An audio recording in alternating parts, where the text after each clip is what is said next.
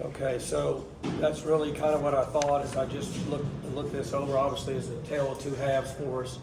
You know, what I told the team is we talk a lot about getting a fast start, making sure the coaches, the defensive coaches have their first 5 to 7 to 9 calls that we feel like that we have a good chance for success, and then offensively our first 12 to 15 plays of the game, same thing, so we can get a fast start, particularly on the road. And obviously we didn't do that today. Defensively, again, just in my mind, we didn't get off the field on third down in the first half. They're 6 of 10 on third downs, and we didn't get off the field on third down. They hit us on some big throws. We were in decent coverage. We didn't get hands up. We didn't contest the throws, so we stayed on the field.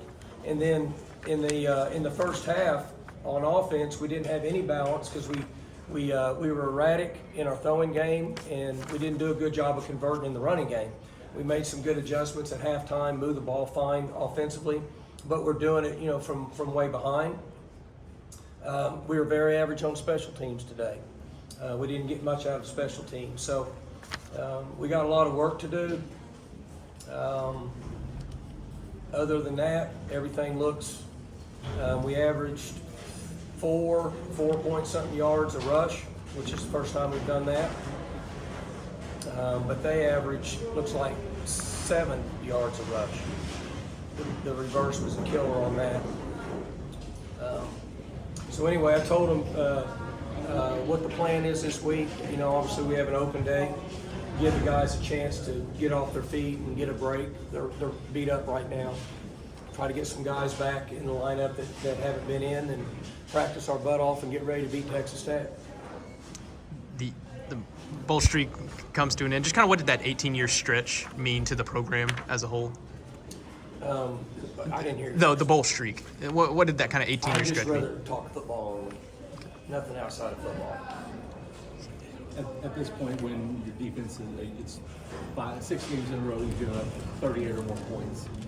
Is it possible to find answers at this point in the season? Or are you just kind of patching things together to get through the next game? Well, you're not going to change what you do, right? I mean, you don't change systems in midstream. We've got to get off the field on third downs, and that keeps us out there and lets them convert drives, and so then they get fatigued. We don't have a lot of depth right now, and so all that just kind of compounds itself. Guys got to play. Got to do a better job of coaching. We got to do a better job of making plays in crucial times. I thought we actually had decent pressure today at times with the 4-man rush. Now, I have to watch the tape, but I think so. I think it was better than what it's been. Y'all, even in the first half, y'all ran the ball pretty well for most of this game. Were you able to run it as much as you wanted to in the second half, or because of the score, did you kind of have to go away from it a little more than A little bit, but what got us in the first half was they covered us. Like, just from my level, I mean, you guys have better view than me. There wasn't very many receivers that were open. I thought they really covered us well, to give them credit. And I think that caused some issues. We took several shots down the field, and we couldn't hit on any of them. They took a few shots, and they hit on like 3 of them. So these things just kind of compound in this situation. Ricky Presley got the receptions record, also got over 5,000 all-purpose yards. Only 4 guys to do that. Yeah. I mean, you've talked a million times about him, but what was just the moment like? He's a legit All-American, guys. I mean, just think about that. So the 5,000 yards is Barry Sanders, Thurman Thomas, as 2 NFL Hall of Famers, and Terry Miller finished second in the Heisman vote, and then him.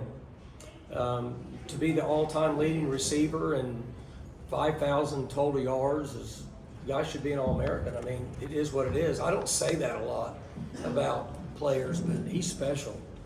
And if it's evaluated fairly across the country, where you just look at the plays he makes in crucial time, like the 4th down catch he had out there today, way over his head, makes a great catch. So he's very deserving of that. When we've asked him before about the record, he said, I just want to do whatever the team needs me to do. I don't care if I catch another ball this year. But for you, What does it mean for you to see a guy that's worked this hard get rewarded and get that milestone? Well, he's just a very humble, great person and great ambassador for Oklahoma State, period. He is team, but he wants the ball. Don't let him kid you. He likes the ball coming his way. You know, I tried to hold him out. Did I tell you I tried to hold him out of practice? I don't know if I told you. Yeah, okay. And he won't sit out. He wants the ball. So he's just different. He's just different. You know, there won't be a lot of guys like him now. You, especially on defense early, you're rotating in a lot of guys that haven't played a whole lot. You mentioned the bye week coming up. Do you feel that is a chance to ramp things up for guys on both sides? We're getting reps with quite a few young players now, which y'all are seeing that, and in all phases. One is now we have some depth issues. We don't process elimination; they're in there, but also we're giving guys quality reps so we can grade them, because really that's the only way you can grade a young player is to put him out there in a game and see what he does. And we played. I bet we played 6 or 7 freshmen today, maybe more. Guys are getting a little bit of work. 81 made a nice catch, nice grab coming across the middle, tucked the ball away, and 8 went in and made some plays. He made a mistake. You know, he didn't need to run out and throw it away. He could have thrown the ball away, and then he got behind the chain and then couldn't get the ball past the line of scrimmage and took a big loss. But that's what happens when you play young players, and he'll learn from that and be better. But overall, I thought he functioned pretty good. You mentioned Bowman erratic in the first half. Just kind of what did you think of his day Well, overall? I didn't say Bowman was erratic. It was I said the passing Bowen game. Yeah, it was erratic. Yes, But what did you think of Bowman's? Big difference in that. But either way, I thought we protected well after I think it was the first drive we didn't protect very well. After that, we protected pretty well. And we just some of the throws weren't in a spot where they could catch it and run, you know. And I know I did hear on the headphones a time or two the routes might have been a little short. But when I say we couldn't get it in sync, we didn't hit any deep throws. And we took, as I said earlier, I'm repeating myself, several shots, but we didn't hit any of those. And I don't think that was a failure on us. I think they covered us. I think they were really good in the cover game. Y'all's the second, third, and I think fourth offensive drive. Y'all move the ball, and then you have a fumble, an interception, and then you have a penalty, wipe out a big play. Just Glaring mistakes. And when you're in the situation that we're in now, we're not getting off the field on third down. And then every little mistake you make is glaring, and that's what happened.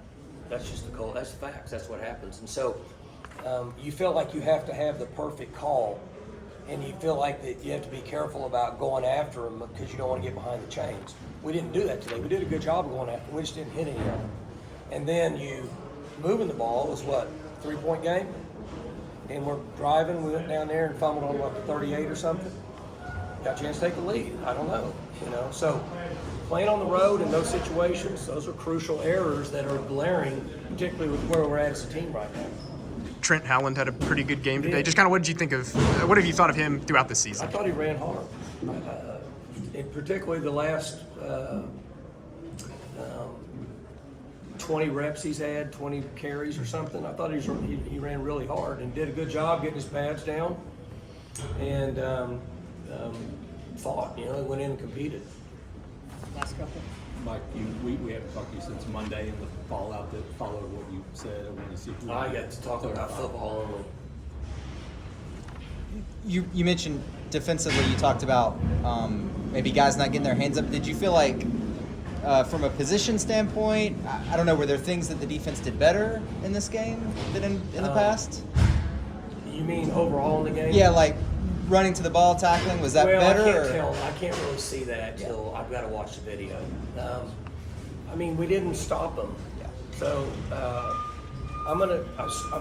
still think we didn't get off the field on third. And you guys might know because y'all have technology.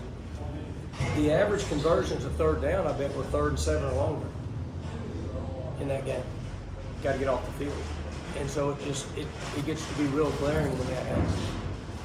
But I'll be able to. I mean, I won't know. I'll know tomorrow when I watch the video what happened. But That's an area you guys have been pretty good in the past, third down stops. Is there a theme that you're seeing that isn't working this year? We have been very good this year. Yeah. Traditionally, we've been pretty good on third downs, but we're learning. We're young. The guys are playing hard. Colin Oliver would help some in that area. And that's just a fact. I mean, you ask me a question, we'll give you an honest answer.